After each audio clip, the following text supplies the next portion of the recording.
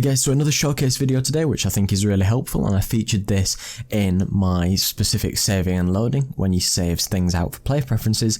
Now this can be helpful for a whole host of different things when you choose to save things specifically in a player preferences example. And player preferences is a great way just to save preferences for the player, for i.e. settings or very basic data which you can access, and a lot of the times you can't actually see what data is being saved, but this is a free asset which allows you to easily have a list of all the active player preferences, change them at runtime, add new player preferences, delete, and so on. So it's quite highly rated. You can import it into your scene. Once it's imported, you can go to Window, and then you can go to Player Preferences Editor. It will come out like something similar to this, and you can see what current player preferences I have saved for this actual scene, and you can just dock it to, say, this right hand side. I like to put it there, just where my inspector would be, and you can see that any player preferences that you currently have, you can see what values they hold, just so you can look at it briefly without you having to do sort of debug logs and things like that, and it'll just save you a lot of time in the long run. So it's a great little asset which you should check out.